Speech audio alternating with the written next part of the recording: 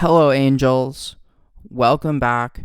Music Corner. As always, I'm your host, the coziest girl on music YouTube, and it is time for the first recap video for 2023. As we so often do with these recaps, we are going to be taking a look at the last 2 months, looking at some of the disappointments, and there were quite a few, to be honest, then talking about some of the most popular records of 2023 so far, and then talking about the best records of the year so far. Pretty much just the highlights of all the stuff that I covered, that I reviewed in the last 2 months. If you want to read any of those reviews, my bio will be linked in the description where you can go check out my blog and all the 4 million other things that I write sometimes. So, without further ado, let's get in to the disappointments from January and February of 2023, starting with probably the worst thing I've heard this year. I don't know if it's the worst thing that's come out this year, but certainly the worst thing I've heard this year, the new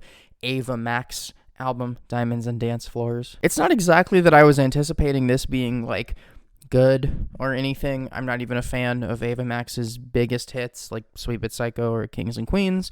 I was just hoping that we would get a little bit more vision of who she is as an artist and who she is as a pop star. But instead, we got an album that is just as anonymous as her first one, though the influences are so much clearer on this album. Even saying influences might be wrong, because this thing is literally just chock full of Dua Lipa ripoffs. This is the we have future nostalgia at home of albums, and there really isn't anything else that I feel the need to even say about it. Next up, for some reason, I felt compelled to listen to and review the newest NBA YoungBoy project, of which there will probably be 14 more later on this year. I had gotten so routine with YoungBoy reviews because he's so pinpoint and precise in his averageness. He's just the definition of average and unspectacular, and releases average, unspectacular music constantly. But this one was actually worse than usual.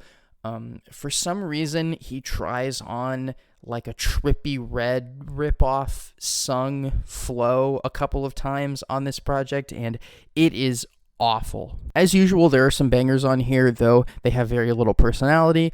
And there were also just some weird diatribes that I greatly dislike that sound quite bad.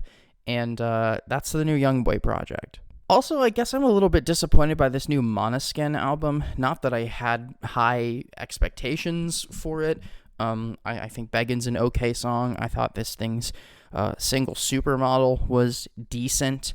But once I listened to this full album, I was pretty disappointed by it.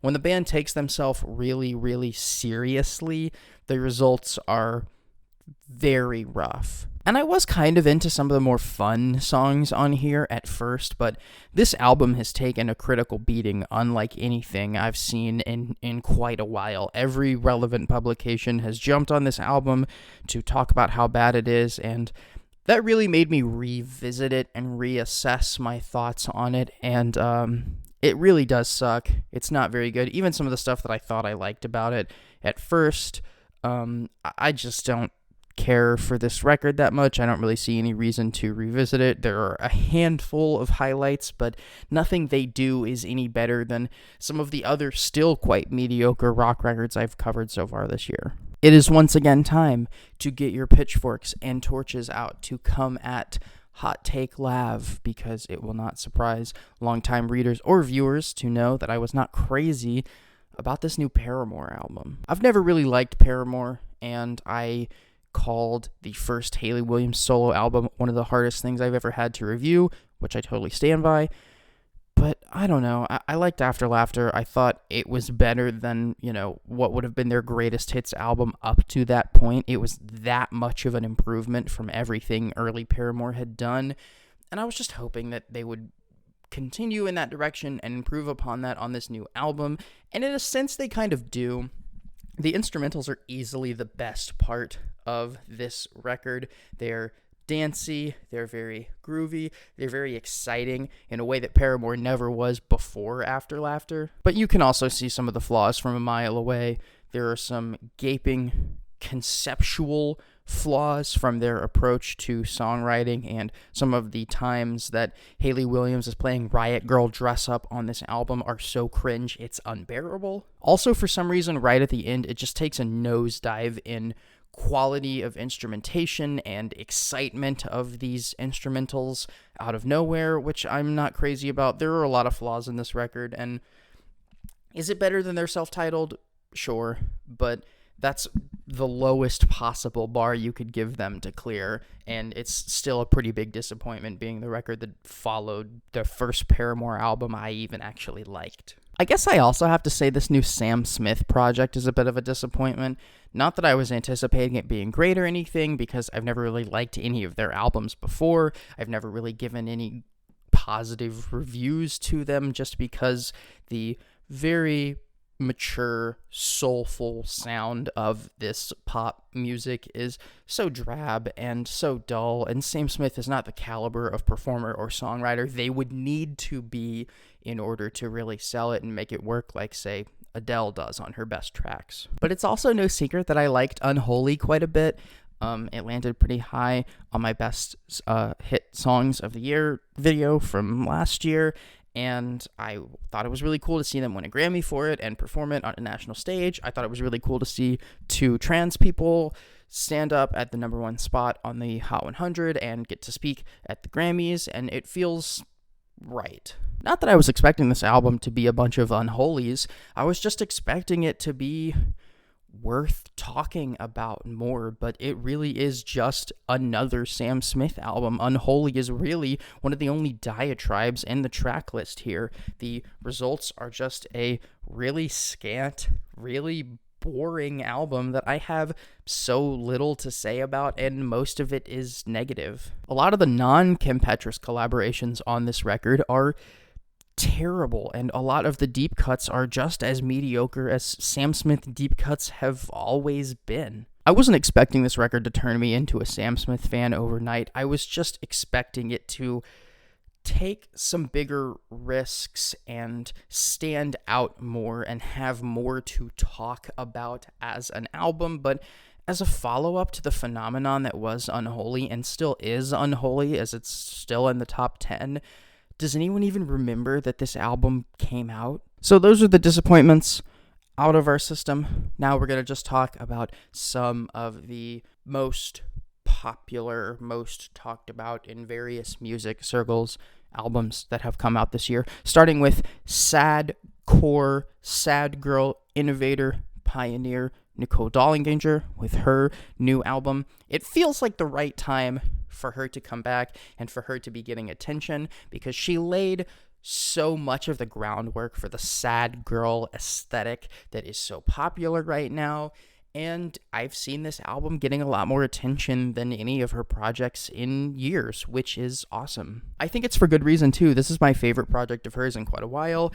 It has some really high-reaching highlights, songs that I like a lot and are still among my favorite of the year, and I guess you could argue in a sense that this is a deserved victory lap from an innovator whose aesthetic pioneering has now come back around and been co-opted and built upon by others and is becoming very successful. Also want to talk about this new Margo Price record, Strays. No secret at all that I'm a big Margo Price fan, but I think this might be her weakest album yet, which is a shame. I liked some of the singles. They grew on me quite a bit. I like some of the longer, more introspective and self-reflective tracks on the end of this thing. I think it's just inconsistent. I don't find the songwriting here nearly as compelling as her best work, and these fusions of country and sort of classic rock that occasionally get worked in don't really sit right with me the same way that they didn't when Sturgill Simpson tried it a few years ago.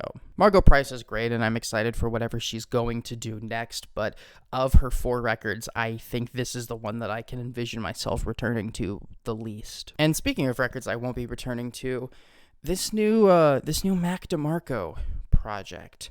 I tweeted that this was indie music's answer to conceptually what ambient music is described as, in the way that it has so little in terms of defining characteristics, recurring motifs, interesting unique sound play. It really does just sound like instrumentals from Mac DeMarco that are not A, finished, or B, sang over. And while I know that's not true because the song titles sort of wear the locations of these songs where they were conceptualized and recorded on their sleeve with their titles, it just still sounds so anonymous. Like, it has no personality, it has no flavor. Not even that Mac DeMarco singing over these would make them any better. They're decent instrumentals, but the whole project is extremely forgettable. The moment I finished listening to it, I pretty much forgot everything about it, even after having heard it 5-6 times.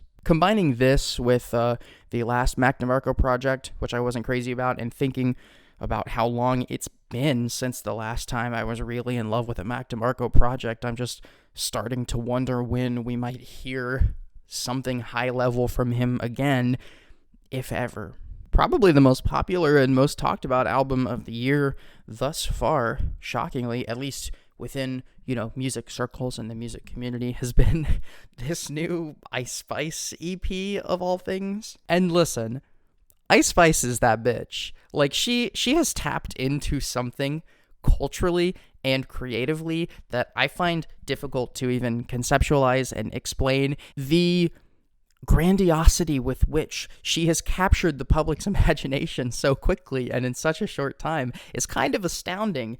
And I think there's a lot of hate for Ice Spice out there that is, let's be honest, coming from men and saying that she's a fad, she's a trend, just a phase. And I think Boy's a Liar is already proving that that's not true. Ice Spice is here to stay, but as long as she is going to stay, I really wish she could throw out a little bit more variety than what we hear on this EP. Now, I do like this EP. Songs like Munch and In Her Mood are so infectiously catchy. I have been using lyrics from Princess Diana in my Instagram stories for weeks, and even though Lotto basically did the song Gangsta Boo last year, hearing Ice Spice's version of it is decent, and I think they have a lot of collaborative energy between them. Chemistry is the word I was looking for. But what I will say for this project is that it is extremely one note and very samey. And if Ice Spice wants to maintain the level of public attention she's achieved in such a short time beyond 2023, I would really love to start seeing some variety from her, because these songs pretty much rely on the same gimmick, and while her personality is wonderful and flavorful and seeps into every moment of these songs, it's not going to be enough to maintain her superstar ambitions if this is the only trick she has in her bag. But I'm pulling for her. The extent to which she has become one of the most beloved and most controversial figures in all of music so quickly is kind of amazing and kind of fascinating to me. And I can't wait in 10 years to see an Ice Spice documentary, because it's going to talk about a lot of things that I feel like a lot of us were on the ground floor to see. And anyway, talking about the new John Cale project, which I did not expect to be as popular as it is. Legendary experimental musician, violinist for the Velvet Underground, John Cale, responsible for Paris 1919, one of the most underrated albums and songs ever. I feel like there's a lot of people out there who think they know what John Cale is about sonically and thematically, but this album is a real left hook, and it's gotten a lot of attention as a result. I think a lot of that attention is spawning from some of the collaborators, indie favorites like Wise Blood and Animal Collective, as well as some like garage and house electronic producers like Actress show up in the credits on this thing. It is a really weird collection of talent. But getting beyond that, both sonically and conceptually, there are a lot of interesting things about this album. I did not plan on breaking this album down in as much detail as I did in my review, but there was just so much to say, so much to talk about. Some of the collaborations and sounds that John Cale plays with are so exciting and so unanticipated, and then thematically some of the songs, like the lead single with Wise Blood, which I'm still not crazy about, but also the Nico tribute track, which is delicate subject matter that I think John Cale handles in a very abstract but very appropriate manner. This is just a really interesting album, and one that if you like John Cale, you like experimental music, you like indie music, this might really be worth a try, because it is an album that is going to stick in my brain for most of the year, and something that I'm not even close to being done talking about. Speaking of Animal Collective, who have been on a hot streak, the new Avitaire project, Sevens, is pretty good. I like it. I really thought that we might be nearing the end of the wandering, compositional, watery, indie folk that Avitaire had kind of been bringing to Animal Collective for such a long time, and to his solo music for such a long time, but honestly, this might be my favorite Avitaire solo project yet. He manages to make those, not to say formulas, but those very familiar styles feel quite unique, interesting, occasionally even exciting, whether that is with narrative interpolations or refrains that are just completely irresistible, or some of these very dramatic climbing compositions and climaxes that I really, really enjoy.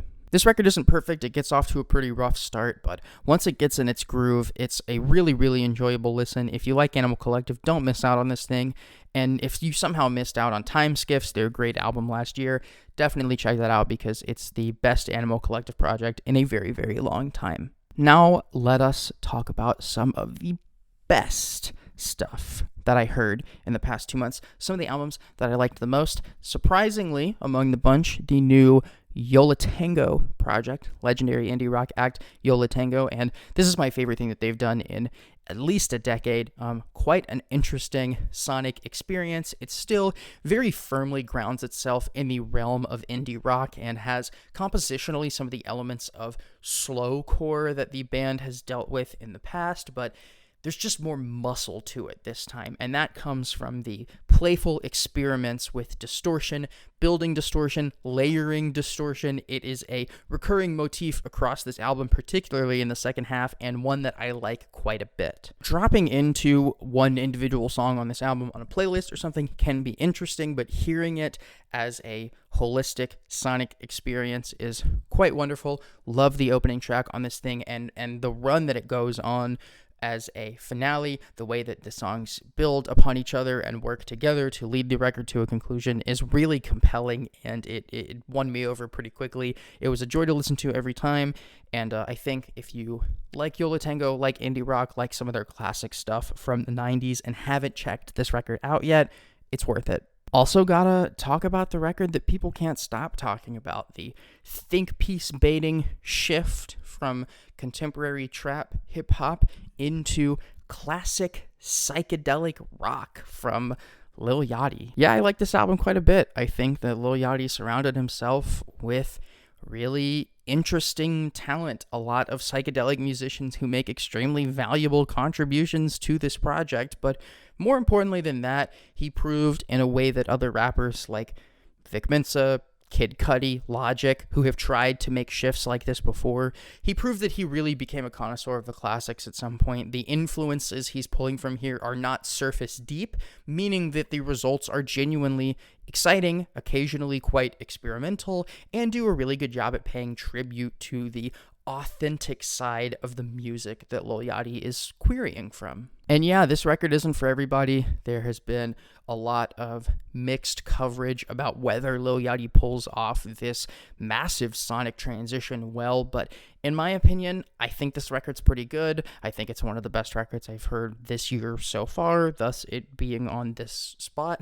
And I think if it's a style and a sound that Lil Yachty sticks with and develops, it could be a career changer for him, if it already hasn't achieved that. I would also like to talk about Parannoul, anonymous Korean shoegaze musician whose album in 2021 I was not quiet in my praise for. I absolutely adored it.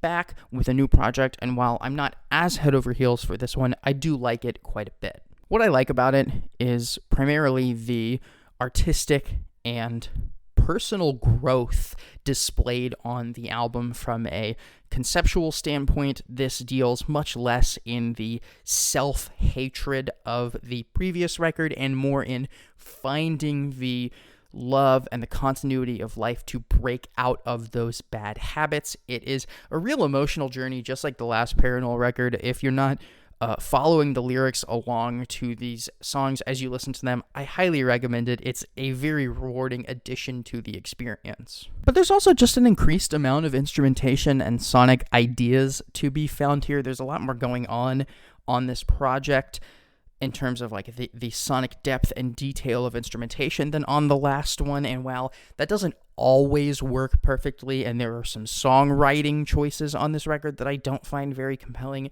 there are also some highlights like We Shine at Night and Imagination that are just made by those extra instrumental flourishes. It's a really valuable and very rewarding next step forward for Parannoul, and one that I am excited to hear them build upon in the future, because I have just really enjoyed everything I've heard from this music project in terms of its studio material and even a good bit of the side stuff along the way. The two albums I absolutely loved more than anything else here. The new Kelela project, Raven being one. While this is once again a fusion of the aesthetics of R&B with electronica, it's far less experimental than Kelela's last project. It is more beat focused. There's a lot of drum and bass influence on these songs. It is a long, very nocturnal, occasionally quite reserved and indulgent R&B experience. One that in the hands of a lesser artist, I think you could identify sameness and recurring ideas that do not make for the best full album listen, but Kelela has the capabilities as both a songwriter and a conceptualizer to make each of these songs stand out in really meaningful ways. And while this record isn't perfect start to finish, it does have a number of highlights. Some of my favorite songs and singles of this year and last year show up on here. It is sure to land high on my album of the year list come the end of the year. This is just a wonderful outside the box R&B experience that I really, really enjoy. And of course, probably the most universally critically acclaimed album of the year thus far, the new Caroline Polachek album, Desire I Want to Turn Into You, a wonderful, lush, outside-the-box pop experience that I just cannot get enough of. It's no secret that I wasn't crazy about Caroline Polachek's last solo album, and I've never been the biggest Chairlift fan in the world, but to me, this is easily the best thing she's ever done. The work that she and Danielle Harrell do in making these tracks work together cohesively as a sonic experience is wonderful. This is a occasionally quite lush and occasionally quite sparse, versatile, impressively performed, and impressively sung pop experience. And before we're done here, I do just want to shout out a handful of my friends that have made good projects so far this year. The new Hope You're Okay album is quite wonderful. It's bearing the weight of its emotion a little bit more than their first project. It is a breakup album, so it is a little bit less bright and blissful fun, though those sounds do still exist within the track list of the record. It's just a little bit more of an emotional self-reflection and working through of a lot of feelings, and I think that they do that quite well. Also want to shout out the girl, Cleo, Tamagotchi Massacre, whose new album, I Guess I'm a Woman Now, is a wonderful meditation on the trans experience, both the good and the bad. I definitely recommend that, in particular, trans femmes check this album out, because there are a lot of both lyrical focuses and also like emotional motifs across the album that I think are very relatable, very universal. I think Cleo's touching on something pretty impactful here. I got to do a really cool interview with her that's out in Ringtone. You can read it in the description if you'd like to. And I like this record a lot. She was nice enough to send me a CD copy of it that I've listened to 100 times. And in terms of the sort of very queer hyperpop space that exists online right now, she is a bubbling artist who I do not think you should miss. Also want to shout out this new Meta Girl project, outside the box folk pop kind of outing that whatever you're anticipating, it's going to sound different from that. I'm not really sure how to put sort of the conceptual strings that this thing is tugging at into words very well. It's just something that you should experience if you really enjoy the digital online take to what was once classically DIY singer-songwriter-y type music. This is an advancement and, in another sense, an entire reconceptualization of that style that I find pretty compelling.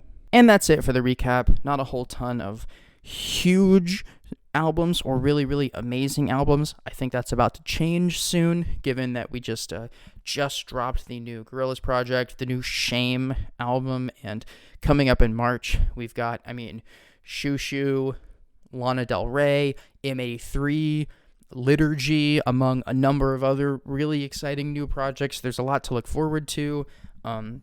Still working on 2 big videos that are coming out. The first one will probably be the top 50 albums of 2013 video, which has been an extremely difficult retrospective to write, more so than the last 3 years that I've been doing this.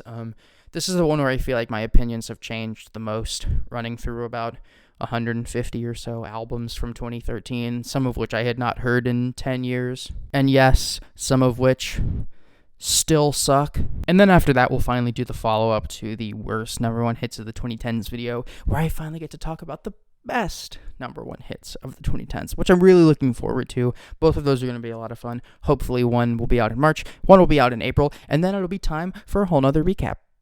But thanks for watching, and if you want to read any of the 1 million other things that I write, record, make, post on social media, do, whatever, check the link in the description for all of my various business.